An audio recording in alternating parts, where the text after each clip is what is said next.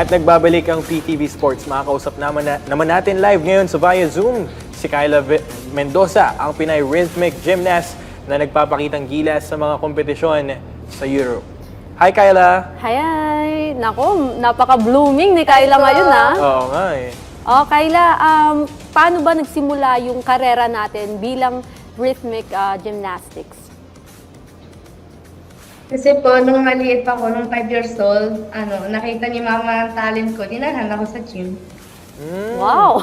Ayos yun. Ganon kasimple, no? Parang Oo. magaling tong Oo, pasok natin. Pero paano ba? Pwede mo ba ikwento sa amin yung naging buhay mo dito sa rhythmic gymnastics? Paano, yun nga, no? Sinabi mo kung paano nagsimula. Pero pwede mo bang ibahagi sa amin yung naging buhay mo dito, struggles mo, hanggang sa ngayon, ito, nagustuhan mo na ito, at yung mga goals mo?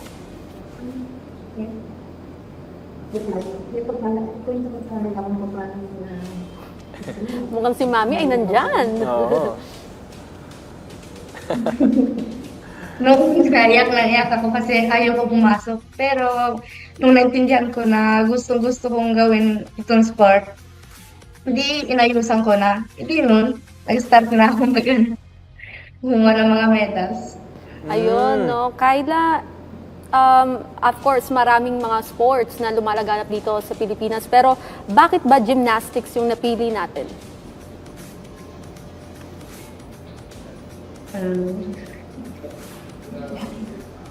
Gawa nung nag-start niya ako, parang laro para sa akin. Pero nagusto-gusto ko, nung nakikita ko din yung mas malaki sa akin, ang gagaling nila, hindi yun, nagustuhan ko na dun.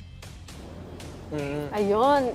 Ngayon naman, of course, pagdating sa gymnastics, talagang Carlos Yulo, di ba? Napapakinggan Oo. natin dahil double gold medalist yan. Ano ba yung inspirasyon na hatid sa'yo nitong mga kilala nating mga Olympian natin sa gymnastics, Kyla?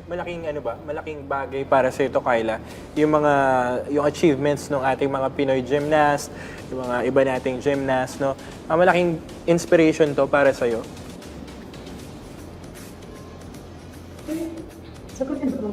Opo. Okay. Oo. Paano kaya, Kyla, na nagbigay sila ng inspirasyon sa atin? Kasi nasa iisang industry, nasa iisang sports tayo.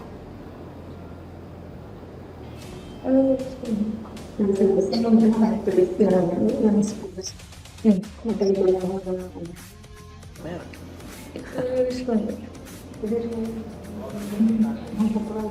Noon, si Mami ay nandyan. Nakaka-proud. Kyla, kasama mo ba ang iyong Mami ngayon? Hi, Kyla. Kyla, okay lang, pwede naman natin isama si Mother Oo. sa frame para if ever matanong din natin si Mami. Ayun. Hi, Ayan, napakaganda kaya ni naman Mami. pala. Nako. Opo, Mami, ano ba yung nakita natin? Hello po. Hi, Ayun. Mami, okay lang matanong kita, ma'am. Paano po ba paano po ba i-introduce yung sport na ito para dito kay Kyla? Kasi sabi niya po kanina parang Bali po, nasa school siya ng 5 years old, meron po siya isang kaibigan. Bali, sila sa park, nagtatumbling, ganyan. Tapos yun, nung ask ko dun sa kanyang friend, ano ba yung ginagawa mo? Sabi niya, nag-gymnastic, rhythmic gymnastic daw. Tapos yun, sabi ko, gusto mong i-try, ganyan. Kaya dinala ko siya. Nung kami sa gym, nagustuhan naman niya yung parang everyday gusto niyang pumunta, tapos masaya siya. Tapos yung coach niya, nakita niya na may kakayanan si Kyla, tsaka maganda yung kanyang performance. So, nagtuloy-tuloy kami. Ang mga struggle niya ng year na yon, lagi siyang naiyak kasi nung first year, parang okay dahil laro lang para sa kanila. Tapos nung sumunod na taon, nakuha na siya ng yung parang mag-competition, magsimula na ng yung sadyang seriously.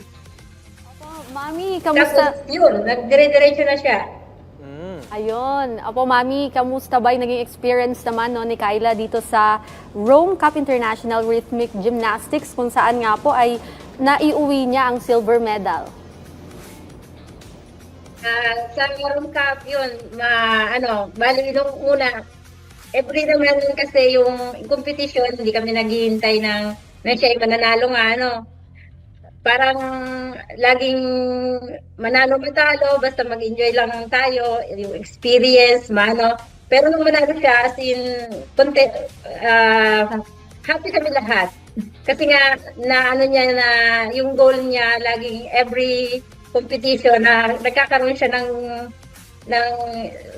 magandang result. Ayun, speaking of magandang result, ma'am, last year po, humakot siya ng medalya sa Italy, pati sa Austria. Naku, Ano po ba, dami. what was the reason po ba behind dun sa kanyang breakout year? Ang reason namin, syempre, yung magkaroon nga na laging sa winning, Tapos gusto sana namin nga magkaroon kami ng sa Philippine team, yun ang aming reason para at least yung record ng yung mga bawat competition niya, yun ang pwede naming magamit para makapag-ask kami sa Philippine Gymnastics. Bale, bago naman siya mag-room cup, madami na siyang, yung 2024 niya, madami siyang napanalunan dahil punta kami ng Croatia, Austria, madaming bansa na yung napuntahan niya nung bago pa kami mag-room cup. Pero yung room cup, yun ang sa kanya para siya makilala dyan sa atin. So, Kyla, gaano ba kahalaga sa atin na mapabilang tayo dito sa national team? Kapag mahalaga doon sa yun, naman ko rin important. Important. Hindi ko. Ito yung siya ka. Okay lang, ma'am. Mahihain si Kyla. Pero yun nga, ma'am, alright, ma'am. Bali po, yung mahalaga sa amin, siyempre, kahit naman yung, sabihin natin, dito tayo competition sa Italy, Pero yung pusong Pilipino, lagi nating dala yun eh. Yung kung saan tayo nagsimula, kahit na, minsan nga, pagka kami nagko-competition sa kanya yung Italy. Pero proud pa rin laging proud tayo kasi Pilipino tayo, Laging Pilipino yung dala nating, yung puso natin Pilipino. Kaya yung, proud tayo na ipagmalaki na tubong Pilipino tayo. Kaya yung maging parte ka ng Pilipinas, na ipaano mo na, ang tawag dito, yung may pagmalaki na hindi, yung bawat kakayahan ng Pilipino. Yes, Pinoy pride talaga, kumbaga.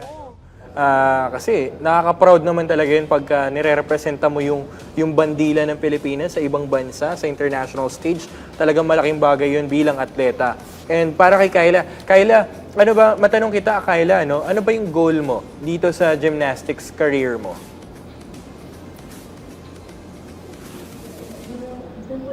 Madami na akong goal. Gawa nung maliit pa ako. Kaunti pa nung aming mga kalaban. Pero ngayon, mas mahirap makakuha ng medal kasi malalakas na ang aking mga ka-competition. Ayun. Pero yun nga, sabi mo, Kyla, medyo malalakas na yung mga ka-competition mo this year kumpara noon. Pero ano ba yung mga gagawin mong mga paghahanda, preparation mo para masabayan mo yung mga kalaban mo? Mag-practice ng mas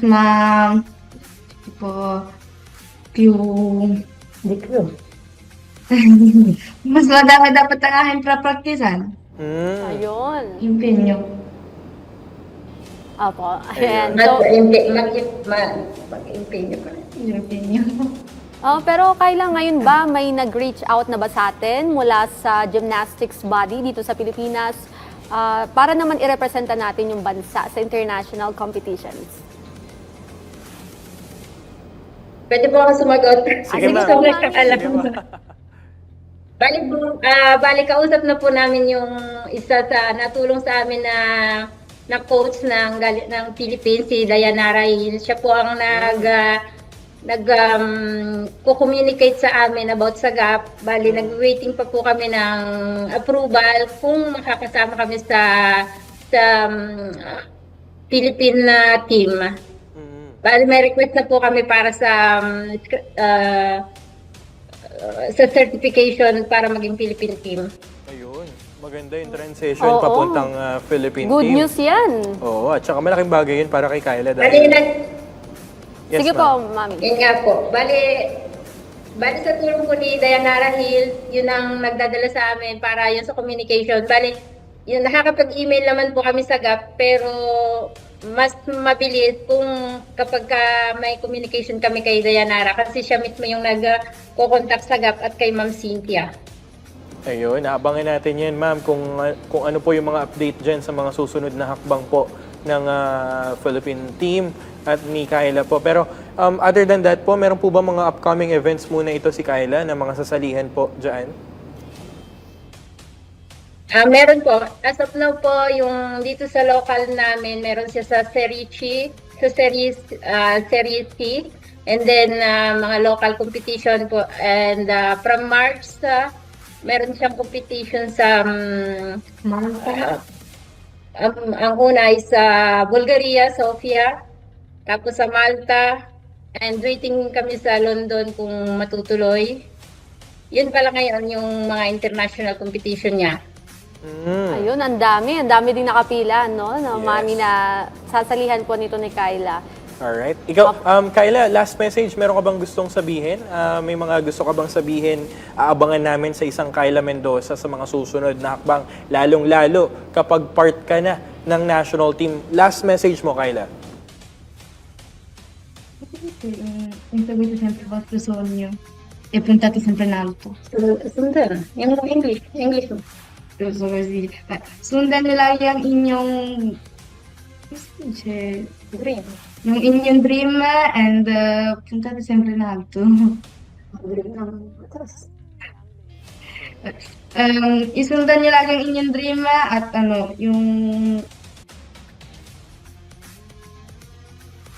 Sino ba ang idol mo, Kyla?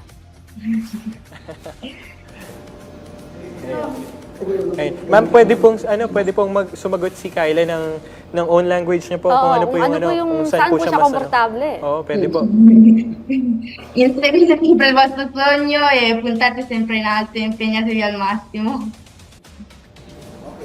Wow! Alright. Si! Wow! Si. Si! Kung Alright. gagawin mo pa. Ayun, ma'am. Ikaw naman po, ma'am. Kami lang paso din. Okay. Sige, ma'am. Ikaw naman, ma'am. Tanongin kita, ma'am, ano po bang abangan natin dito kay Kyla Mendoza? Last message po para sa kanya. Any, And ano po? sumusuporta na rin. Oo, lahat po. Ano pong masasabi niyo, ma'am?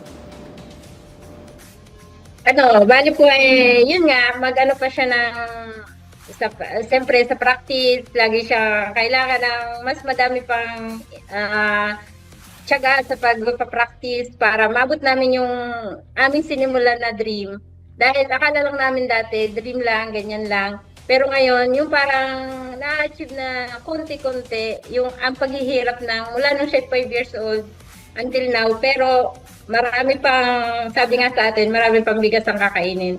Kaya mas maraming practice, mas maraming goal pa yung magagawa namin. Yan. Ayun po, Alright. ma'am. Maraming salamat po, ma'am, and Kyla Mendoza. Sa pagpapaunlak na rin sa amin. And good luck sa inyong mga upcoming tournament.